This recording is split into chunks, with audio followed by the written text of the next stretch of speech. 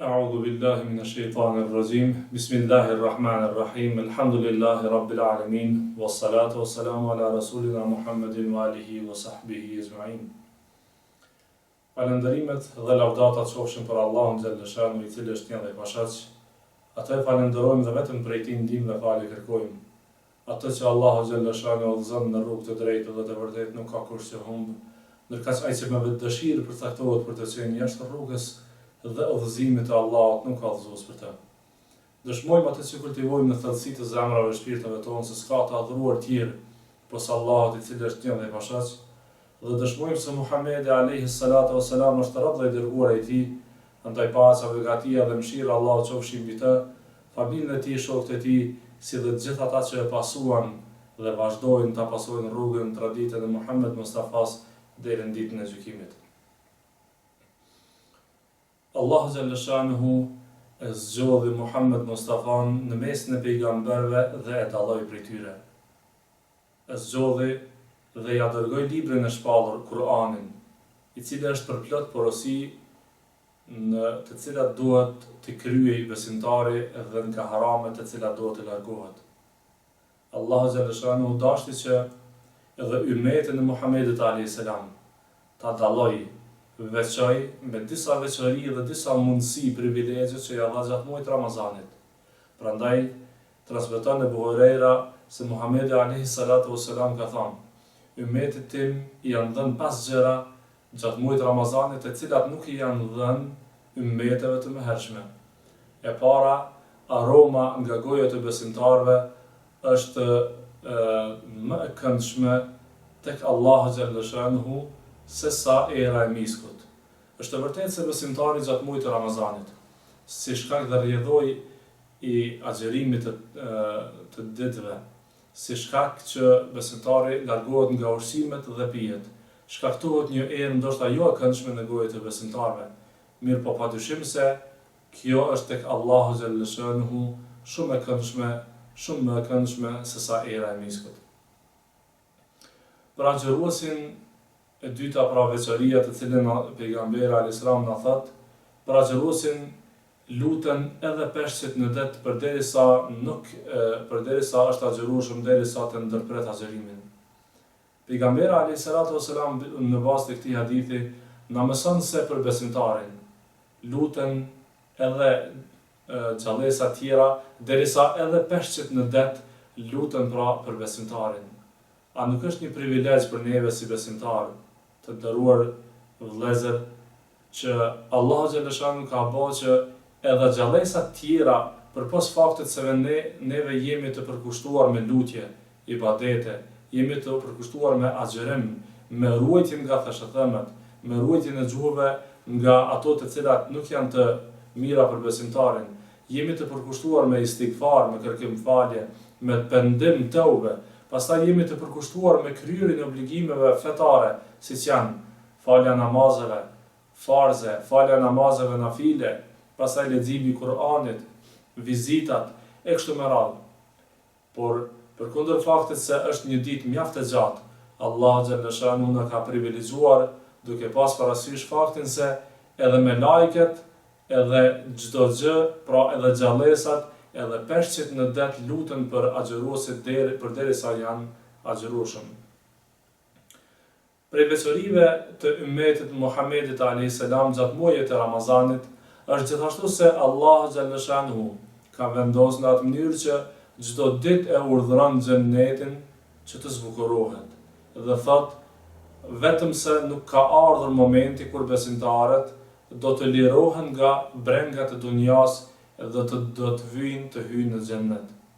E dim se Allahu xhalleshanuhu krijoi xhennetin dhe e zbukuroi me gjitha mirësitë, saqë xhenneti është i tillë sa, si thot edhe Allahu në një hadith kutsi, është xhenneti i tillë sa syri nuk ka pa mirësi të tilla, veshi nuk ka dëgjuar për mirësi të tilla, apo dhe mendja e njeriu nuk do të ketë shkuar asnjëherë, do thotë se si gjendet, pra edhe si është xhenneti.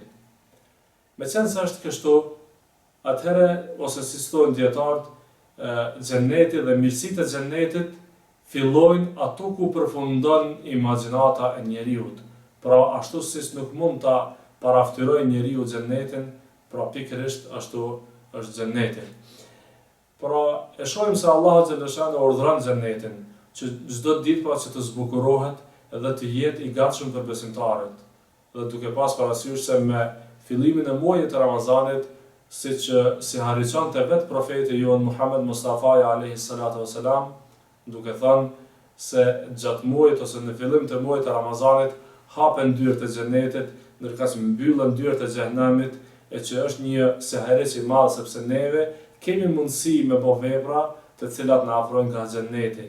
Kemi mundësi me bë disa vepra të cilat ndoshta në numër të pakt, mirë po vlerën e kanë shumë të madhe, për çka neve mund të arrijmë gradat e larta në xhennet inshallah. Dhe veçantia tjetër e muajit Ramazanit është se në këtë muaj shejtanët e këqij prangosen, ju pamundsohet veprimi, nxitja dhe motivimi i njerëzve me disa vepra, do thotë këqija, të cilat realisht pra shejtanët kanë mundësi me motivue njerëzit jashtë muajit të Ramazanit. Dhe kjo është një seherec i mirë, sepse Allahu xhaleshanuhu dëshiron që robërit e tij në përgjithësi pra të jenë të përkushtuar në rrugën e Allahut xhaleshanuhu. Por neve si njerëz ndonjëherë e lëshojmë rrugën e vërtetë dhe jemi pasues të mësimeve famkeqe të shejtanit të mallkuar. Mirë po gjatë Ramazanit, Allahu xhaleshanuhu ka dashur që shejtani të jetë i mbyllur, të jetë i prangosur dhe të mos ketë mundësinë e nxitjes dhe të motivimit të njerëzve në punë të këqija. Prandaj është një veçanti që duhet falendëruar të madhin Allah xhaleshanuhu për të mirat e panumërta që na ka dhënë, por mbi të gjitha që na ka bërë jemi njohës të Allah xhaleshanuhu dhe në këtë rast mbi të gjitha që Allah xhaleshanuhu ka dashur dhe na ka bërë pra që të arrijmë këtë muaj të Ramazanit dhe të jemi agjërues.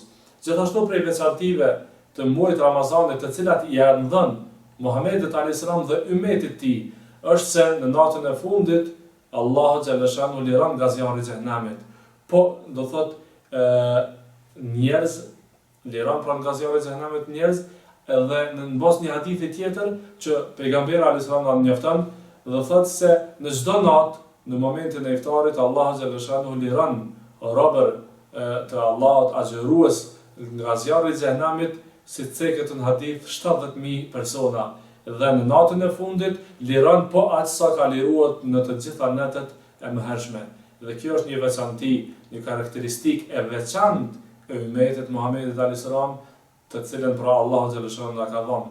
Mos harrojmë se Ramazani në të cilën gjendemi është një mundësi e mirë që neve si besimtarë ta shfrytëzojmë maksimalisht, duhet pas parasysh sepse ky mund të jetë Ramazani i fundit të cilën e arrijmë. Mos harrojmë në bazë të një hadithi të pejgamberit alayhis salam ta cekim se disa njerëz kishin qenë në luftë së bashku, në xhihad, në mbrojtjen e fesë dhe të adheut. Dhe disa ishin vrarë, pra kishin rarë shahid në atë luftë, dhe disa të tjerë kishin mbetur gjallë. Dhe kur i ngjallën për të dalë para Allahut xhaleshanuhu, këta të cilët kishin mbetur gjallë, arrin grada më të larta në xhennet. Dhe pyesën shokët pejgamberin alayhis salam si ka mundësi me ndodh kjo, dhe Muhamedi alayhis salam thotë, a nuk ka agjëruar disa muaj më shumë, do thotë disa vite që i ka jetuar pas vdekjes tyre, a nuk ka agjëruar pra disa vite më shumë ose disa muaj Ramazane më shumë, a nuk ka falë namaz më shumë, a nuk ka dhënë sadaka më shumë. Prandaj të nderuar vëllezër, meqense Allah xhaleshanuhu na ka privilegjuar dhe na ka mundësuar që të arrijmë muajin e Ramazanit. Inshallah të Zoti dhe na jap përkushtim të plot që të kryejmë obligimet tona në raport me Allahun xhaleshanuhu. Rasti i vetëm kur pejgamberi alayhis salam e dëshironte, e donte jetën, sepse ka qenë i tillë që asnjëherë nuk e ka dashur jetën. Mirpo rasti i vetëm kur pejgamberi alayhis salam e ka dashur jetën, ka qenë kur është afruar muaji Ramazanit dhe e dim doan e famshme që e ka bërë. Allahumma barik lana fi Rajab wa Sha'ban wa ballighna Ramadan. O Zot, na jep të mira të panumërta, na begaton muajin e Rajab edhe Sha'ban, mirë po na mundëson që ta arrijmë muajin e Ramazanit. Allah na privilegjoi si ummeti Muhamedit alayhis salam. Mirë po na privilegjoi edhe me këto mundësi që na ka dhënë gjatë muajit Ramazanit, me këto veçanti që nuk ja u ka dhënë pejgamberëve dhe ummeteve të mëhershme. Lusim Allahun xhaleshanuhu që të na mundsoj që të agjërojmë ashtu siç duhet dhe të jemi të dalim fasebardh, të dalim nga ky muaj shumë më të fort në aspektin imanor se sa që kemi hyrë dhe të dalim para Allahut fasebardh për ta marrë shpërblimin që Allahu ka përgatitur për agjëruesit. Walhamdulillahi rabbil alamin. Al-Fatiha.